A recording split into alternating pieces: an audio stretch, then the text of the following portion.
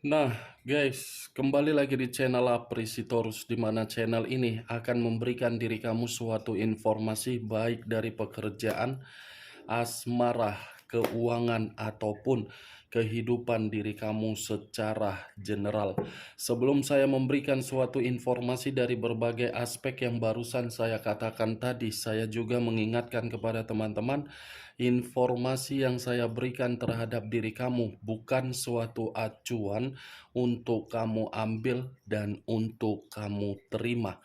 Saya hanya bisa memberikan diri kamu suatu informasi berdasarkan kartu yang saya pegang ini. Diri kamu hanya bisa berencana terhadap kehidupan kamu, akan tetapi di balik dari informasi dan perencanaan tersebut, lagi-lagi yang menentukan adalah Sang Pencipta. Sebelum saya mengambil satu persatu kartu yang saya pegang ini secara acak, saya juga mengingatkan kepada teman-teman apabila ketemu dengan channel saya agar menekan tombol subscribe-nya dan menyalakan loncengnya supaya next video saya lebih semangat untuk memberikan suatu informasi baik dari posisi energi kamu, manusia yang selama ini kamu prioritaskan, serta pihak ketiganya. Oke, Wageng. Sama seperti biasanya, saya tidak memiliki judul atau topik yang akan saya angkat atau yang akan saya bahas, tetapi saya akan berusaha untuk berbagi cerita dari setiap kartu yang akan saya ambil nanti. Apakah cerita di balik dari kartu tersebut akan memberikan suatu gambaran yang bersifat positif atau kebalikannya? Kita langsung saja. Saya akan mengambil beberapa kartu, di mana kartu yang akan saya ambil nanti bisa saja bersifat resonate, bisa saja tidak bersifat resonate. Semuanya saya kembalikan terhadap pola pemikiran kamu, semuanya saya kembalikan terhadap situasi energi yang kamu miliki untuk saat ini.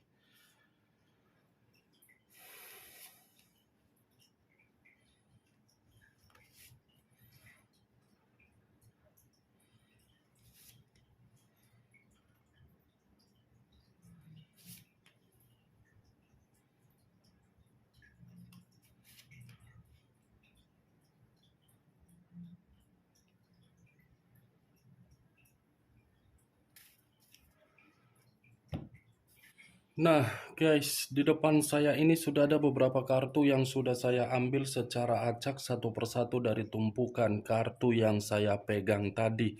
Apakah informasi atau cerita di balik dari kartu yang ada di depan saya ini akan memberikan suatu gambaran yang bersifat positif atau kebalikannya? Kita langsung terhadap kartu pertama. Muncul kartu ini.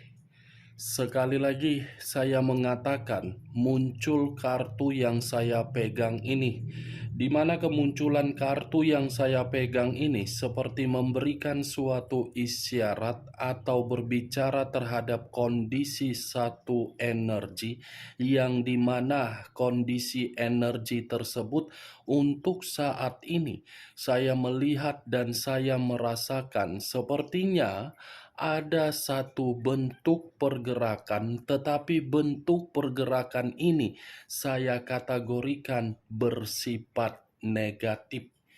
Kenapa saya mengategorikan bersifat negatif? Terlalu banyak situasi penolakan atau kegagalan yang diterima di masa lalu. Bukan hanya penolakan atau kegagalan yang diterima di masa lalu, sepertinya satu energi yang saya katakan barusan seperti merasa lelah terhadap kondisi yang diterima dan kondisi yang dijalankan. Kalau saya mencoba untuk mengarahkan kartu yang saya pegang ini terhadap posisi energi yang dimiliki oleh pihak lain atau orang lain, serta mengesampingkan satu energi yang saya katakan tadi, Secara tidak langsung, kartu ini seperti membuktikan karakter yang dimiliki oleh pihak lain terlalu keras kepala. Bukan hanya keras kepala, tetapi selalu menciptakan berbagai kesalahan. Sudah menciptakan kesalahan, bukan mengakui kesalahan tersebut, malah pergi dengan situasi pecundang. Ibaratnya, walaupun pihak lain pergi, bukan memberikan suatu kebutuhan atau tanggung jawab, malah memberikan berbagai beban. Apa yang barusan saya katakan tadi bisa saja mengarah terhadap posisi energi kamu, dan apa yang barusan saya katakan tadi bisa saja mengarah terhadap manusia tersebut. Akan tetapi, sebelum saya memberikan suatu informasi terhadap kemunculan kartu yang saya pegang ini, terlebih dahulu saya akan mengarah terhadap posisi energi kamu sebelum saya mengarah terhadap manusia tersebut. Sebelum saya mengarah terhadap manusia itu, terlebih dahulu saya akan mengarah terhadap diri kamu. Di mana ketika diri saya mengarah terhadap posisi energi kamu, baik secara pemikiran, perasaan, ataupun kondisi batin kamu, dari ketiga aspek tersebut saya ingin bertanya terhadap diri kamu. Hanya sekedar ingin bertanya, tidak menyudutkan ataupun menghakimi diri kamu. Bagaimana kondisi kesehatan kamu? Bagaimana kondisi keuangan kamu? Bagaimana kondisi pekerjaan kamu? Dan bagaimana kondisi hubungan komunikasi kamu terhadap orang yang berada di sekeliling kamu?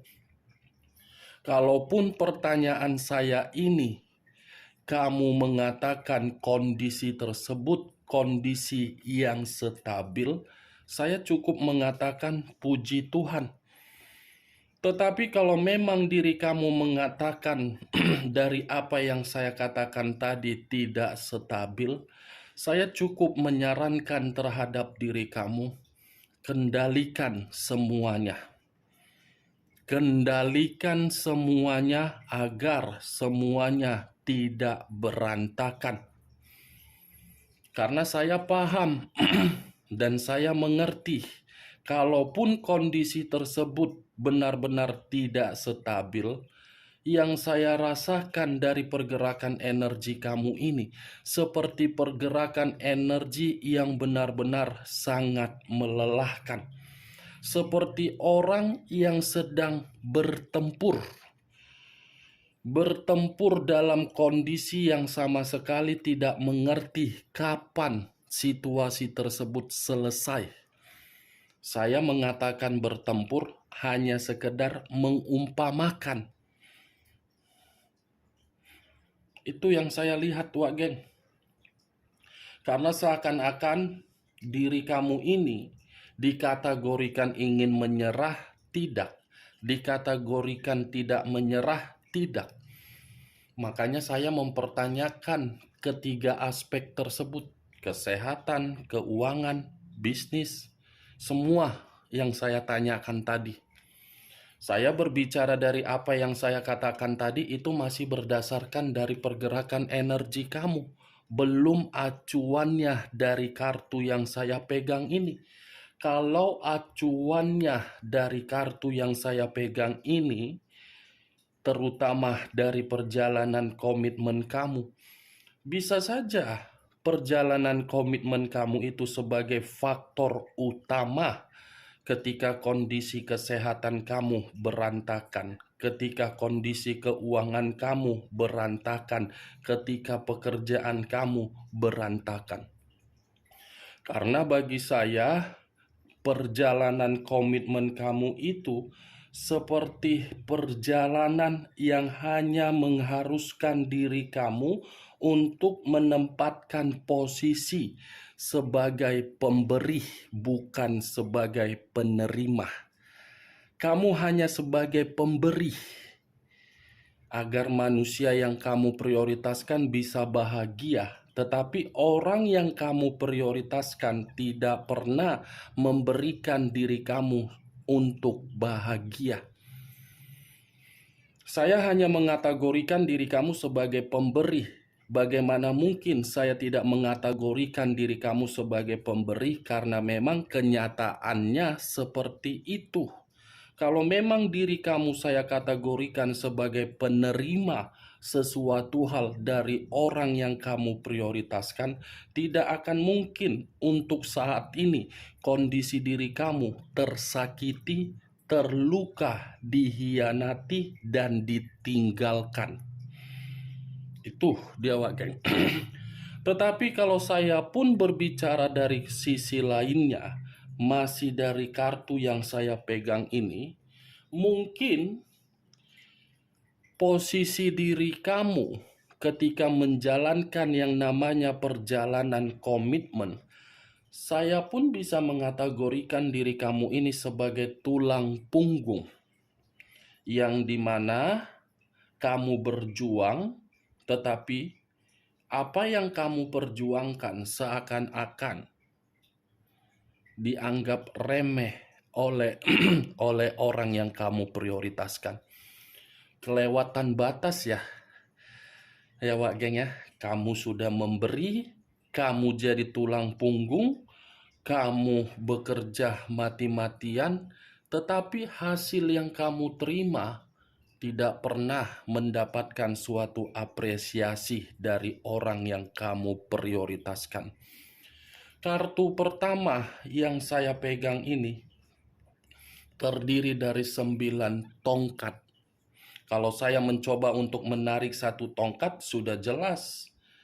Satu tongkat yang saya tarik ini akan menggambarkan berbagai kesalahan, kelelahan, menyerah, keras kepala, bertahan tetapi tidak ada hasil yang setimpal. Itu gambaran dari tongkat yang saya tarik kalau saya melemparkannya di dalam posisi komitmen kamu. Sebenarnya diri kamu itu sudah mengetahui di mana titik-titik poin yang membuat diri kamu itu lelah untuk menjalankan komitmen. Tetapi mungkin ada faktor yang mengharuskan diri kamu untuk bertahan. Saya berbicara dari apa yang barusan saya katakan ketika diri kamu masih memiliki suatu ikatan di masa lalu ataupun untuk saat ini. Tetapi kalau saya mengatakan diri kamu ketika diri kamu tidak memiliki ikatan untuk saat ini, saya cuma menyarankan diri kamu, satu tongkat yang saya tarik ini masih ada suatu kesuksesan yang akan kamu dapatkan dalam waktu dekat ini. Masih ada, Wak Geng. Karena ibaratnya perjuangan yang selama ini kamu lakukan bukan berarti perjuangan itu tidak memberikan diri kamu suatu hasil. Ada hasilnya, dan hasil tersebut akan membuat diri kamu sedikit merasa bahagia. Kenapa saya mengatakan sedikit? Karena memang perjuangan kamu itu kamu lakukan hanya berdasarkan kesedihan. Maaf kalau saya mengatakan sedikit, tetapi setidaknya ada kesuksesan dari salah satu keinginan kamu akan tercapai. Kalau saya mengarahkan kartu yang saya pegang ini terhadap posisi energi manusia yang selama ini kamu prioritaskan tetapi pergi meninggalkan diri kamu, kartu ini menjelaskan secara langsung kepergian dia bukan memberikan diri dia suatu kehidupan yang begitu sangat bahagia, malah memberikan manusia tersebut berbagai hambatan. Hambatan, luka, rintangan, seperti orang yang berjaga-jaga dalam kondisi yang penuh dengan ketakutan. Kemunculan kartu yang saya pegang ini, Wak Geng, yang ingin saya bahas bukan terlalu lebih mendominasi terhadap pergerakan energi kamu, melainkan pergerakan energi manusia tersebut. Karena pergerakan energi manusia itu seperti mengatakan, saya di sini tidak baik-baik saja. Jangan menganggap kepergian saya suatu kepergian yang membuat pemikiran kamu bahwasannya saya nyaman. Itu yang saya rasakan, makanya saya ingin membahas pergerakan energi manusia tersebut. Kita lihat kartu berikutnya. Muncul kartu Eight of Swords. Eight of Swords terdiri dari 8 tongkat. Kalau saya mencoba untuk mengambil satu tongkat dari satu pedang dari ke-8 pedang yang barusan yang saya katakan ini, satu pedang ini seperti menggambarkan manusia itu mencoba untuk melarikan diri dari sesuatu hal yang sedang dia prioritaskan. Karena bisa saja manusia ini mencoba melarikan diri karena dia merasa tidak ada kebebasan atau seperti orang yang merasa dipenjara. Karena manusia ini hanya sekedar korban dari apa yang sedang dia prioritaskan. 9 tongkat, rintangan, 8 pedang, tidak ada kebebasan, tidak ada kelegaan, tidak ada suatu kata yang memberikan manusia itu kebahagiaan, tetapi penuh dengan kecemasan, penuh dengan pelecehan, penuh dengan tanggung jawab, penuh dengan situasi imajinasi yang tidak wajar. Di lain di lain sisi, kartu 8 pedang ini pun seperti gambaran dari manusia tersebut berada di bawah tekanan dari apa yang sedang dia prioritaskan.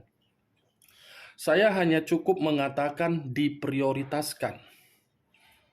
Bisa saja pihak ketiganya atau mungkin ada seseorang yang memberikan manusia itu tekanan, atau mungkin yang selama ini sengaja memberikan manusia itu doktrin agar bisa pergi dari kehidupan kamu, di mana doktrin tersebut baru dia sadari bahwasannya doktrin itu sudah mencuci dan membuat diri dia seperti di penjara.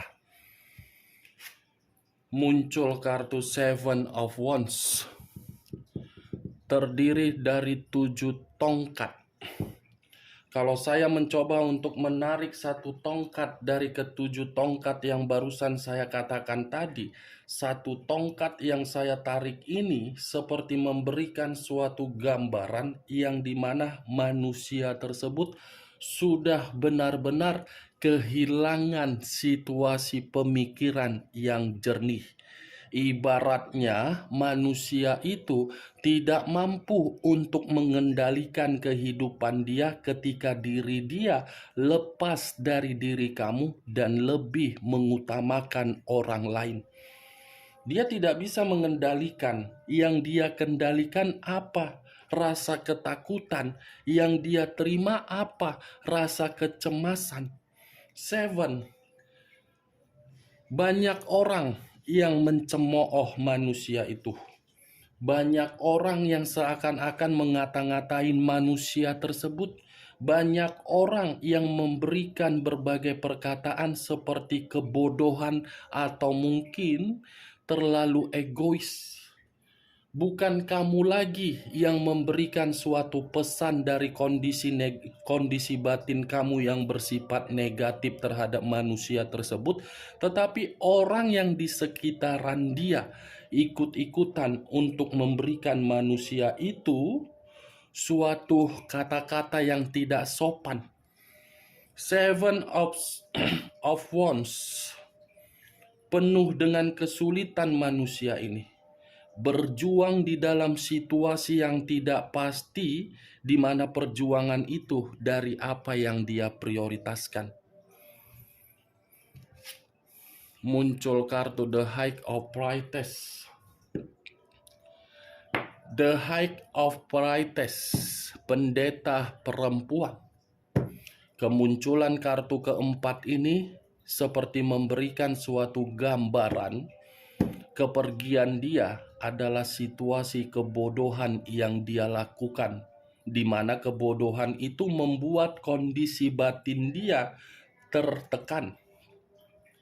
Kondisi batin yang tertekan, kondisi psikis yang rusak, kondisi mental yang begitu sangat memberontak, dan kondisi kebingungan yang membuat manusia ini mencoba untuk lari mencari yang namanya keheningan. Nih dia geng, jiwa spiritual dia pun sudah semakin rusak. Nih dia, di bawah tekanan, haus akan kebahagiaan, malah membuat manusia ini masih ingin terkoneksi terhadap diri kamu. Muncul kartu Five of Swords.